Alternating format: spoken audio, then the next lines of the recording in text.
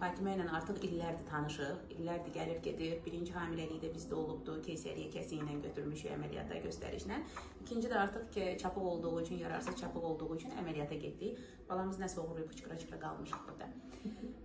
Biz adətən doğumlardan sonra olan videoları çəkirik və doğumların agitasiyasını edirik, xanımlara göstərişsiz doğuma getməyə məsləhət görürük.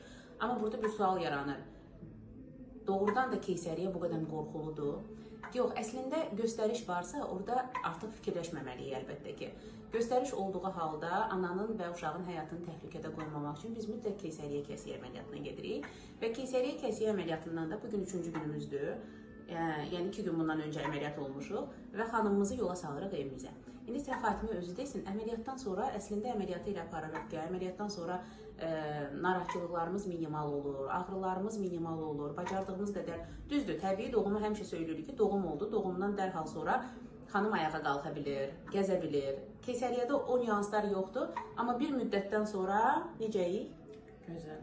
Önəmli olan sənə, hətəndə olanların sənə yaxşı baxmağı, ən əsası güvəndiyin həkimin olmağıdır. Ki, çox şükür bizim də həkimimiz həmişə güvənimizi doğruldu, həqiqətən də sizi çox sevirəm. Teşekkür edirəm. Bəlkə də elə bilərsiniz ki, bunu çəkiliş xatirinə edirəm, amma həqiqətən sizi çox sevirəm. Teşekkür edirəm. Əsas önəmli olan həkimə olan güvən. İki gözəl cütlüydür. Hansı ki, pozitiv adamlardılar, bir-birinə o qədər yaraşırlar. Və belə ki, gözəl balaları olur. Hıçqırırıq biz. Biz adımızı da bilmirik, adımızı hələ qoymamışıq. Müraciət edə bilmirik bizim sənə.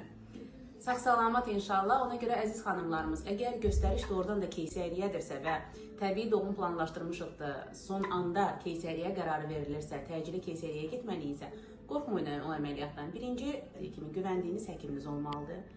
İşini bacarırsa, peşəkar həkimdirsə, düzgün anesteziya növünü seçiriksə, inşallah hər şey qaydasında olacaq. 2 gündən sonra dur ayağa.